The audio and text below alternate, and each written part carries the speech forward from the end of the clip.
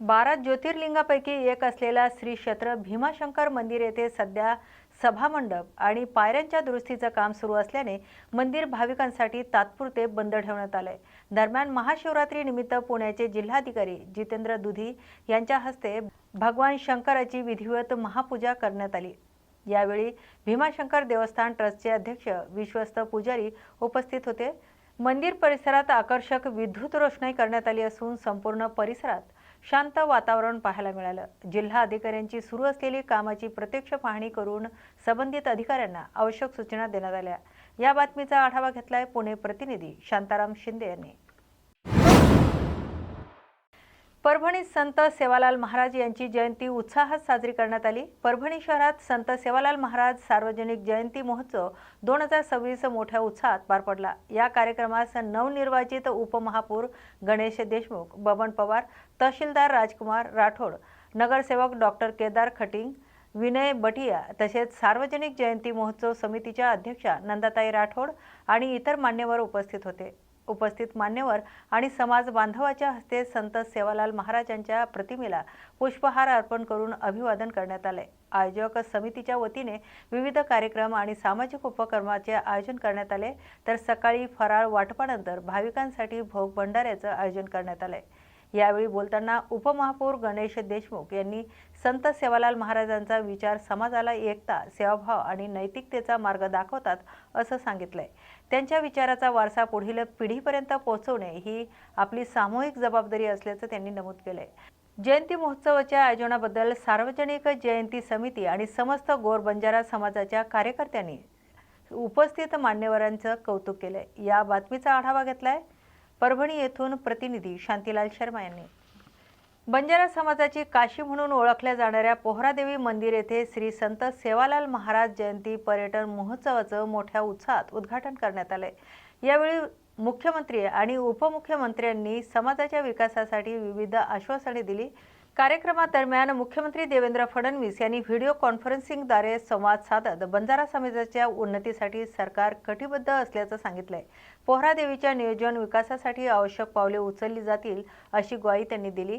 उपमुख्यमंत्री एकनाथ शिंदे यांनी पोहरादेवी परिसराला धार्मिक स्थळाबरोबरच पर्यटन केंद्र म्हणून विकसित करण्याचं मानस व्यक्त केलंय। स्थानिक स्तरावर उद्योग निर्मिती करून रोजगाराला चालना दिली जाईल असं त्यांनी नमूद केले।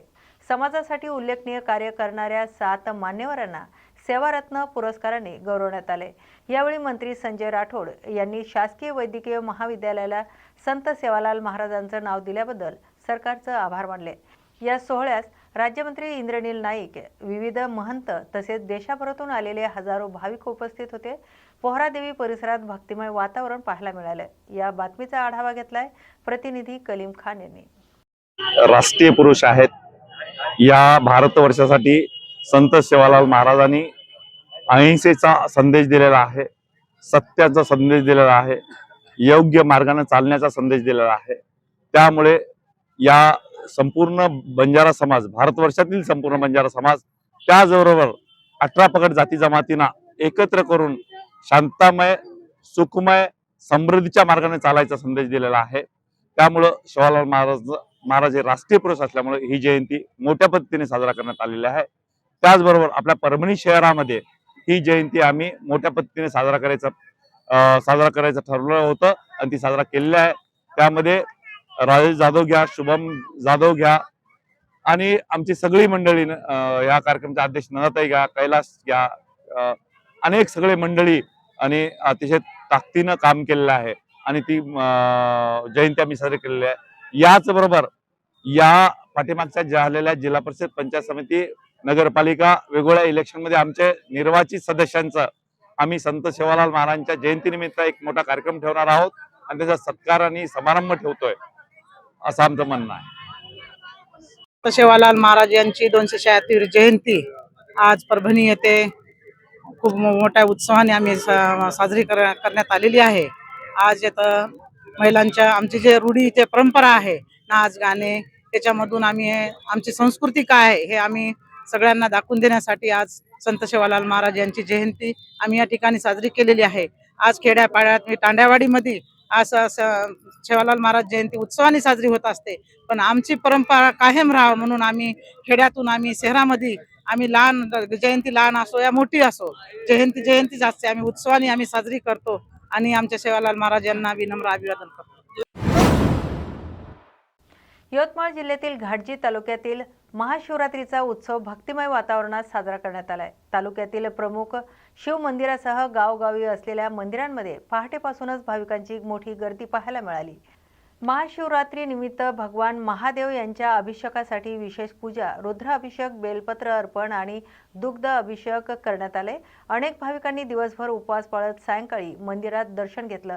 तालुक्यातील काही ठिकाणी भजन, कीर्तन आणि धार्मिक प्रवचनाचे आयोजन करण्यात आले. रात्रभर जागरण करून शिव नामस्मरण करण्यात आले, तर मंदिर परिसरात आकर्षक सजावट आणि विद्युत रोषणाई करण्यात आली होती. भाविकांची संख्या लक्षात घेता स्थानिक प्रशासन आणि मंदिर समित्यांनी दर्शन रांगा, पिण्याच्या पाण्याची सोय तसेच वाहतूक व्यवस्थेची तयारी केली होती. सण शांततेत आणि उत्साहपूर्ण वातावरणात पार पडल्याचं चित्र घाटजी तालुक्यात पाहायला मिळाले. या बातमीचा आढावा घेतलाय घाटजी तालुका प्रतिनिधी निलेश कुरमेरकर यांनी. समाजाच्या प्रश्नासाठी सातत्याने पाठपुरावा करताना मला हे जाणवले आहे की मनात केवळ भावना असून चालत नाही, तर त्यासाठी प्रत्यक्षात कृती करणं सुद्धा आवश्यक आहे. याच भावनेतून संत सेवालाल महाराजांची ही जयंती खऱ्या अर्थानं शासकीय स्तरावर करण्यासाठी मी सुरुवातीला पाठपुरावा केला. मला आजही आठवते की दिनांक 15 फेब्रुवारी 2018 रोजी प्रथम आपण अधिकृतरित्या शासन स्तरावर जयंती साजरी केली आणि त्याच पद्धतीनं 15 फेब्रुवारी या दिवसाची राज्याच्या अधिकृत दिनदर्शिकेमध्ये संत सेवालाल महाराजांची जयंती दिन म्हणून नोंद झाली. ही आपल्या सर्वांसाठी अभिमानाची गोष्ट आहे. चाकण येथील वर्दळीच्या मच्छी मार्केट परिसरात शनिवारी दुपारी एका तरुणाची हत्या झाल्याची घटना समोर आली आहे. किरकोळ वादातून हा प्रकार घडल्याची प्राथमिक माहिती पोलिसांकडून मिळाली. प्रथमेश माने, राहणार राजगुरू, तालुका खेड असे या मृत तरुणाचं नाव आहे. मिळालेल्या माहितीनुसार चाकणमधील मच्छी मार्केट समोरील गल्लीत दुपारच्या सुमारास प्रथमेश माने आणि काही व्यक्तींमध्ये बाचाबाची झाली. या वादाचं रूपांतर हाणामारीत होऊन संबंधित व्यक्तींनी प्रथमेशवर हल्ला केल्याचं सांगितलं जातंय. वर्दळीच्या ठिकाणी घडलेल्या या घटनेमुळे परिसरात काही काळ तणावाचं वातावरण निर्माण झालंय. तर घटनेची माहिती मिळताच चाकण पोलीस स्टेशनचे पथक घटनास्थळी दाखल झाले. पोलिसांनी घटनास्थळाचा पंचनामा करून मृतदेह उत्तरीय तपासणीसाठी ग्रामीण रुग्णालयात पाठवला आहे. काही संशयितांना याबाबत ताब्यात घेण्यात येऊन पुढील तपास सुरू असल्याची माहिती पोलिसांनी दिली. दरम्यान या घटनेमुळे चाकण परिसरात खळबळ उडाली असून पोलिसांकडून परिस्थितीवर लक्ष ठेवण्यात येत आहे. या बातमीचा आढावा घेतलाय चाकण प्रतिनिधी लहू लांडे यांनी. महाशिवरात्री निमित्त दिनांक 15 फेब्रुवारी 2026 रोजी सायंकाळी 6 वाजता रिसोड येथे ग्रामदैवत श्री सिद्धेश्वर पालखी काढण्यात आली. टाळ मृदंगाच्या साथीत पालखी सोहळ्यात स्त्री पुरुष मोठ्या संख्येने सहभागी झाले. पालखी मार्गावर भाविकांनी रांगोळ्या आणि पाणी शिंपडून स्वागत केले. ज्ञानेश्वर थोरात यांनी पालखीतील सहभागांसाठी थंड पाण्याची व्यवस्था केली. पालखी अमरदास बाबा मंदिरापासून प्रारंभ होऊन जय संताजी चौक, संत रविदास चौक, छत्रपती शिवाजी महाराज चौक, नवीन सराफ लाईन, गणेश मंदिर आणि अष्टभुजा देवी चौक मार्गे श्री सिद्धेश्वर संस्थान येथे पोहोचली. तेथे शिवशंकराची महाआरती करण्यात आली आणि पालखीची सांगता करण्यात आली. या बातमीचा आढावा घेतलाय वाशिम जिल्हा प्रतिनिधी ज्ञानेश प्रसाद यांनी. छत्रपती शिवाजी महाराज जयंतीनिमित्त बळीराजा मित्र मंडळाच्या वतीने गुगळी धामणगाव येथे रक्तदान शिबिराचं आयोजन करण्यात आले. हे शिबिर दिनांक 19 फेब्रुवारी 2026 रोजी सकाळी 10 ते दुपारी 3 वाजेपर्यंत गुगळेश्वर महादेव मंदिर प्रांगणात होणार आहे. बळीराजा मित्रमंडळ गेल्या काही वर्षापासून स्वच्छता मोहीम, वृक्षारोपण, शैक्षणिक साहित्य वाटप आणि गरजू कुटुंबांना मदत असे उपक्रम राबवत आहेत. शिबिरात वैद्यकीय तज्ज्ञाची टीम रक्तदात्याची तपासणी करेल. रक्तदात्यांना प्रमाणपत्र आणि अल्पप्रहराची व्यवस्था असेल. गुगळी धामणगाव आणि परिसरातील नागरिकांनी सहभागी व्हावं असं आवाहन आयोजकांनी केलंय. या बातमीचा आढावा घेतलाय सेलू प्रतिनिधी किशोर कटारे यांनी. नुकताच महाराष्ट्र लोकसेवा आयोग परीक्षेचा निकाल जाहीर झाला असून गंगाखेड येथील वैशाली विजयकुमार साडेगावकर हिने सहाय्यक आयुक्त वर्ग 1 पदासाठी झालेल्या परीक्षेत मुलींमध्ये राज्यात प्रथम क्रमांक मिळवलाय. लहानपणी वडिलांचं छत्र हरपल्यानंतरही प्रतिकूल परिस्थितीवर मात करत वैशालीने प्राथमिक जिल्हा शिक्षण परिषद शाळा मण्णानगर येथे तर माध्यमिक शिक्षण ममता विद्यालयात शिक्षण पूर्ण केले. नंतर नांदेड येथे B.Pharmचे शिक्षण घेतल्यानंतर तिने MPSCची तयारी सुरू ठेवली. संसार आणि नोकरी सांभाळत तिने हे यश संपादन केले. या यशाचं श्रेय तिने आई सुजाता साडेगावकर, भाऊ विकास, काका, शिक्षक तसेच सासरच्या कुटुंबियांना दिले. तिच्या यशाबद्दल गंगाखेड परिसरात अभिनंदनाचा वर्षाव होत असून विद्यार्थ्यांसाठी ती प्रेरणादायी ठरत आहे. राजगुरू येथे कुलस्वामिनी साहित्य परिषदेच्या वतीने तिसरे विश्व साहित्यिक नामदेव ढसाळ स्मृती साहित्य संमेलन उत्साहात पार पडले. 89व्या मराठी साहित्य संमेलनाचे अध्यक्ष आणि ज्येष्ठ साहित्यिक डॉक्टर श्रीपाल सबनीस यांच्या हस्ते संमेलनाचं उद्घाटन करण्यात आले. ग्रंथ दिंडीने कार्यक्रमाची सुरुवात झाली. या सोहळ्यात दलित पॅन्थरचे प्रदेशाध्यक्ष सुखदेव सोनवणे, संमेलन अध्यक्ष कांताराम सोनवणे, निमंत्रक अशोकराव टावरे, स्वागत अध्यक्ष प्रकाश शितोळे तसेच विविध क्षेत्रातील साहित्यिक आणि मान्यवर उपस्थित होते. परिसंवाद, काव्य संमेलन आदी साहित्यिक उपक्रमाचे आयोजन करण्यात आले. तर उद्घाटक डॉक्टर सबनीस यांनी नामदेव ढसाळ यांचे विद्रोही साहित्य वारशाचं स्मरण करून वाचन संस्कृती जतन करण्याचं महत्त्व अधोरेखित केले. पुढील वर्षी हे संमेलन नागपूर येथे आयोजित करण्यात येणार असल्याची माहिती निमंत्रक अशोकराव टावरे यांनी दिली. या बातमीचा आढावा घेतलाय प्रतिनिधी दत्तू भगत यांनी. प्रथमच भेटलात, माझ्या पुढे वरच्या येते शिकत होतात. नामदेव माझ्या पुढे वरच्या इथे शिकत होतात. नामदेव तुम्ही मला वेळ न दिला. पुणे पूरकनेसर येथे आंघोळीला भेटला. नामदेव मला तुम्ही पूरकनेसरला वेळ न दिवस आंघोळीला भेटला. शाडू मातीने तुम्ही आणि मी आंघोळ करीत होतो. शाडू मातीने तुम्ही आणि मी आंघोळ करीत होतो, कारण त्यावेळची फेमस लाईफ बॉय साबण आम्हाला मिळतच नव्हता. तर त्यावेळेचा फेमस लाईफ बॉय साबण आम्हाला मिळतच नव्हता. नामदेव तुम्ही मला कनेरसरच्या एमआय देवीच्या देवळात भेटला. नामदेव तुम्ही मला कनेरसरच्या एमआय देवीच्या देवळात भेटलात. पापड पूर कनेरसर आळंदी खेळ देऊची महती सांगत होता. पापड पूर कनेरसर आळंदी खेळ देऊची महती सांगत होता. ज्ञानदेवाच्या पसायदारा आणि तुकाराम महाराजांच्या गाथेला उलगडून सांगत होता. ज्ञानदेवाच्या पसायदाराला आणि तुकाराम महाराजांच्या गाथेला उलगडून सांगत होता. नामदेव तुम्हाला खेड राजगुरुनगरला भेटला. नामदेव तुम्ही मला खेड राजगुरुनगरला भेटला. शिवराम राजगुरू या हुतात्म्याची आणि सुखदेव भगतसिंगाची महती सांगत होता. शिवराम राजगुरू आणि हुतात्मा सुखदेव भगतसिंगाची महती सांगत होता. नामदेव तुम्ही मला पुण्याच्या शनिवार वाड्यावर भेटला. नामदेव तुम्ही मला पुण्याच्या शनिवार वाड्यावर भेटला. पेशव्यांनी कसे शेतकऱ्यांना शूद्रांना छळले हा कडू इतिहास पेशव्यांचा मला सांगत होता. पेशव्यांनी कसे शेतकऱ्यांना शूद्रांना छळले हा कडू इतिहास पेशव्यांचा मला सांगत होता. नामदेव तुम्ही मला भेटलात मंत्रालयावर तुम्ही काढलेल्या मोर्चात. नामदेव तुम्ही भेटलात मला मंत्रालयावर तुम्ही काढलेल्या मोर्चात. तुम्ही भाषणातून हल्ला करीत होता. आता जुलमी सत्ताधाऱ्यांवर आणि जातीवाद्यांवर हल्ला चढवला पाहिजे. आता जुलमी सत्ताधाऱ्यांवर आणि जातीवाद्यांवर हल्ला चढवलाच पाहिजे. नामदेव तुम्ही मला भेटलात दिल्लीच्या लाल किल्ल्यावर. नामदेव तुम्ही मला भेटलात दिल्लीच्या लाल किल्ल्यावर. क्रांतीचा झेंडा हातात घेऊन गोष्ट देत होता मोर्चा समोर. आणि क्रांती आता झालीच पाहिजे, समाज आता बदललाच पाहिजे अशी गोष्ट तुम्ही देत होता.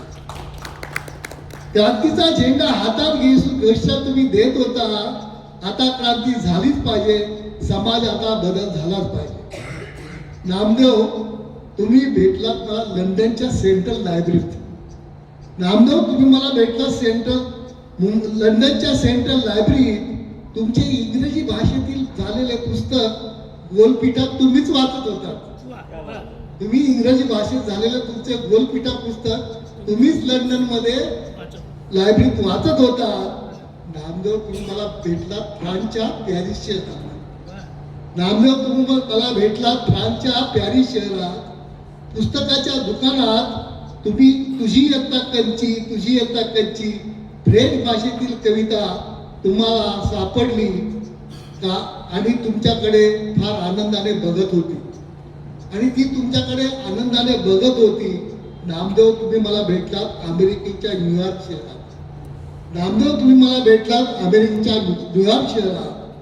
तुम्ही लिहिलेली हरकी आढळला कादंबरी तुमच्याकडे आणि माझ्याकडे पाहत होती आणि आनंदाने हसत होती. हरकी आढळला तुम्ही लिहिलेली कादंबरी तुमच्याकडे माझ्याकडे पाहत होती आणि आनंदाने हसत होती.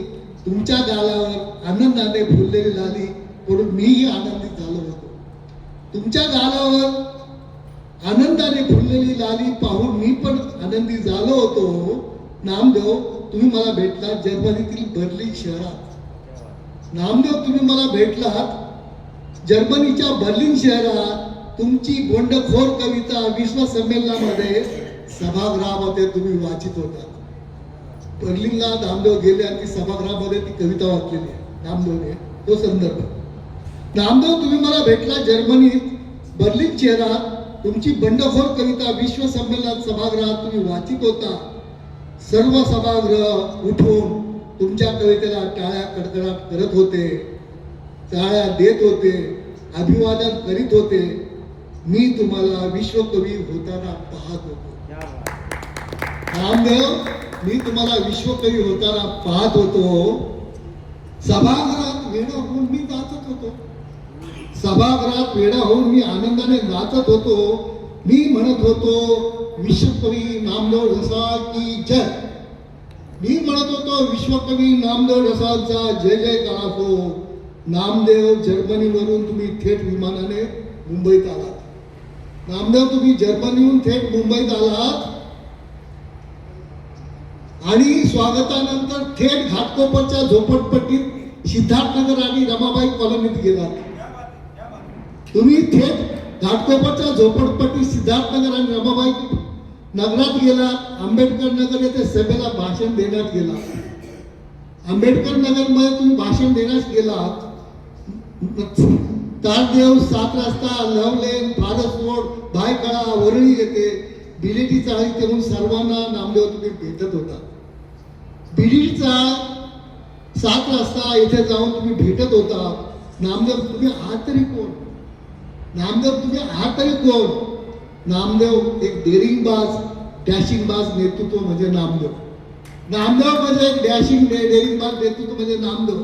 नामदेव म्हणजे एक दलित प्रांताचा उद्गाता नामदेव. नामदेव म्हणजे एका नव्या चळवळीचा पिढीचा नेता म्हणजे नामदेव. नामदेव म्हणजे कवितेला नवीन शब्द देणारा नामदेव.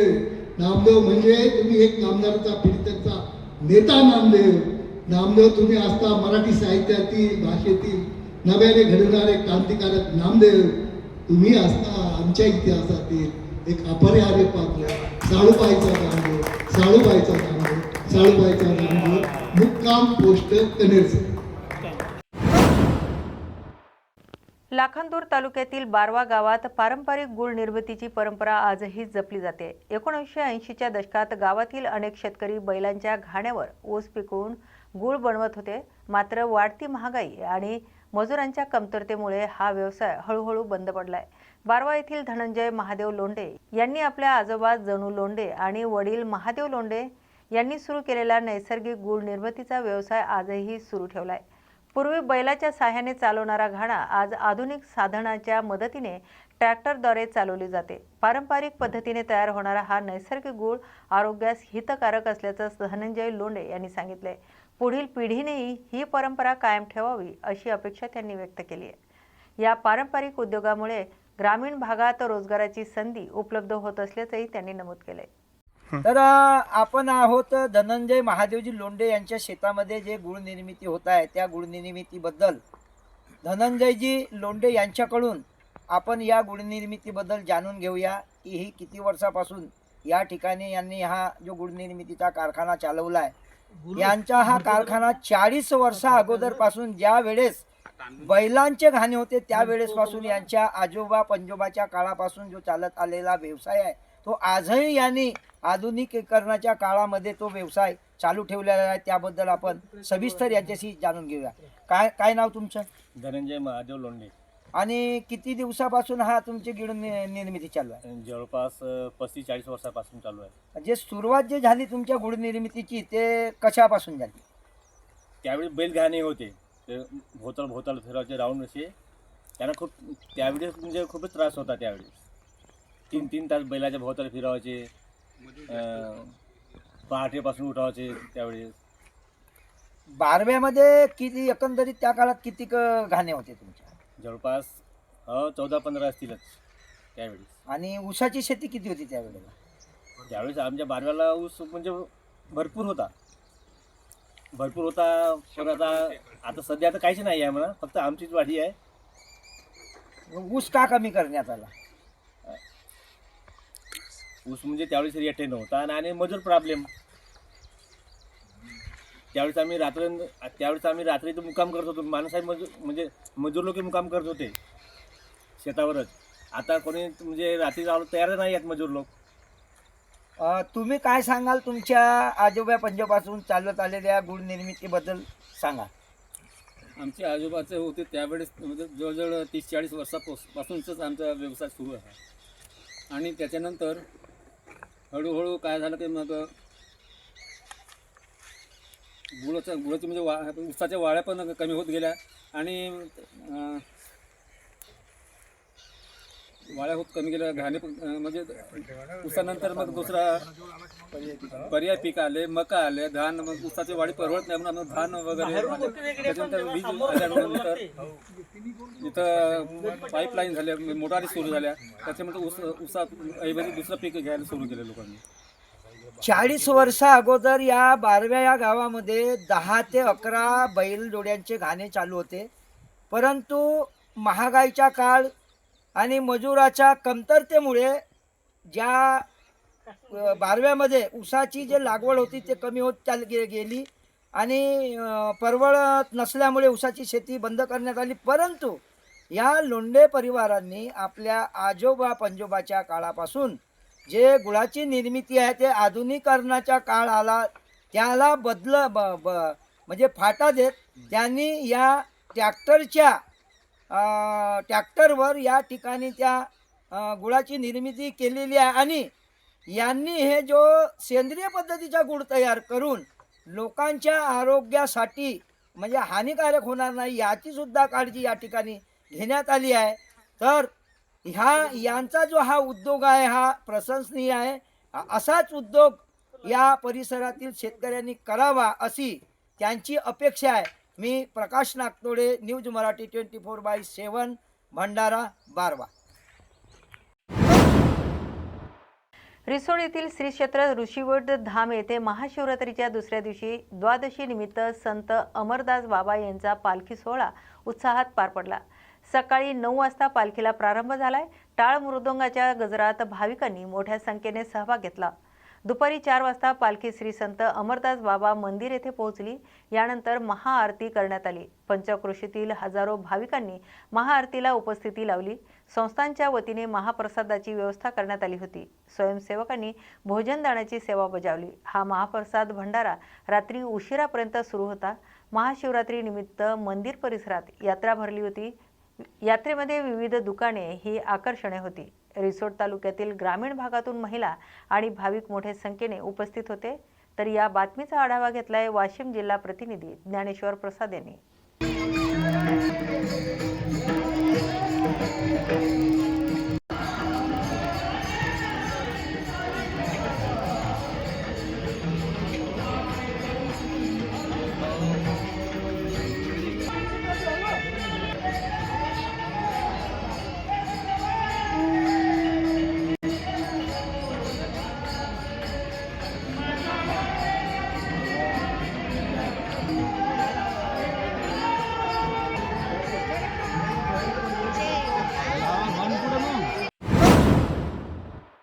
शेलू तालुक्यातील सह्याद्री नगर येथे एका वकिलाच्या घरात दिवसा घरफोडी करून अज्ञात चोरट्यांनी सुमारे 6,82,000 रुपयाचा मुद्देमाल लंपास केला होता।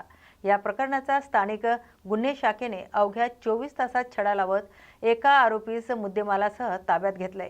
10 फेब्रुवारी रोजी सकाळी घरफोडीची घटना घडल्यानंतर गुन्हा दाखल करून तपास स्थानिक गुन्हे शाखेकडे सोपवण्यात आला होता।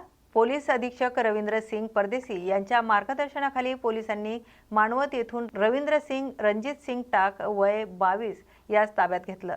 आरोपीने गुन्ह्याची कबुली दिल्याची माहिती पोलिसांनी दिली आहे, तर आरोपीकडून सोन्याचे दागिने आणि रोख रक्कम असा सुमारे 6,02,000 रुपयाचा मुद्देमाल जप्त करण्यात आलाय। उर्वरित रकमेबाबत तपास सुरू आहे। या प्रकरणी तातडीने कारवाई केल्याबद्दल फिर्यादी वकील उमेश कास्टे यांनी पोलीस यंत्रणेचे कौतुक केले। तपासात स्थानिक गुन्हे शाखेच्या पथकाने सहभाग घेतला असून पुढील तपास सुरू आहे। तर या बातमीचा आढावा घेतलाय शेलू प्रतिनिधी किशोर कटारे यांनी। पुणे जिल्ह्यातील परसूल गावात जल जीवन योजनेअंतर्गत असलेल्या पाझर तलावातील विहिरीत 10 वर्षीय मुलाचा बुडून मृत्यू झाल्याची दुर्दैवी घटना घडली। घाटेवाडी येथील यात्रेनिमित्त वाशेरे गावातील भोते कुटुंब परसूल परिसरात आले होते। कपडे धुण्यासाठी गेलेल्या वडिलांसोबत 2 मुले पाण्यात खेळत असताना पाण्याचा अंदाज न आल्याने कैवल्य एकनाथ भोते वय वर्ष 10 हा विहिरीत बुडाला। घटनेची माहिती मिळताच पोलिसांनी अग्निशमन दल आणि PDRF पथकाला पाचारण केले। सुमारे 26 तास चाललेल्या शोध मोहिमेनंतर वन्यजीव रक्षक मावळ संस्थेच्या पथकाला अखेर मृतदेह बाहेर काढण्यात यश आले। घटनेनंतर परिसरात हळहळ व्यक्त केली जात असून पोलिसांकडून पुढील तपास सुरू आहे। या बातमीचा आढावा घेतलाय शांताराम शिंदे यांनी। या ठिकाणी जी घटना घडलेली आहे, तर जो कैवल्य नावाचा जो मुलगा आहे तो या समोर या ठिकाणी खेळत होता आणि खेळता खेळता खेळता तो असा समोर या ठिकाणी आलेला आहे। आपण पाहू पण शकतोय या ठिकाणी ही जी विहीर दिसत आहे आणि ही जी विहीर आहे ही जलजीवन या योजनेतून झालेली आहे आणि परसुलगावची विहीर आहे। कारण हा जो एक लहान 10 वर्षाचा जो मुलगा आहे ते त्याला पाण्याचा आपल्याला दिसतंय, त्याला पाण्याचा अंदाज कुठल्या प्रकारे आलेला नाही। आपण पाहू शकतोय की पाणी किती दिसतंय पाणी पहा तुम्ही। कारण तो अज्ञान असल्याच्यामुळे 10 वर्षाचा मुलगा आहे त्याच्यामुळे त्याला काही समजून आलेलं नाही आणि तो असा खेळत खेळत या ठिकाणी आलेला आहे। आणि समोर आपण पाहू शकतोय या ठिकाणी ही जी विहीर आहे ही जवळजवळ 40 फूट खोल विहीर आहे। या ठिकाणी रात्रभर NDRFचे जवान असतील, अग्निशमन दल असेल, यांनी रात्री 11 वाजेपर्यंत अहोरात्र प्रयत्न केले, परंतु कैवल्याचा मृतदेह अजूनही काही सापडलेला नाही। या ठिकाणी आपण पाहू शकतोय परत काही जवान आलेले दिसतात, ग्रामस्थ आहेत या ठिकाणी आणि आता पाहूयात त्यांचं काम या ठिकाणी आता चालू होतं थोड्या वेळात। आजच्या बातमी महाराष्ट्राची मध्ये आपण येथेच थांबतोय। नवीन आणि ताज्या बातम्यांसाठी पाहत रहा न्यूज मराठी 24/7। नवा भारत नवा विचार।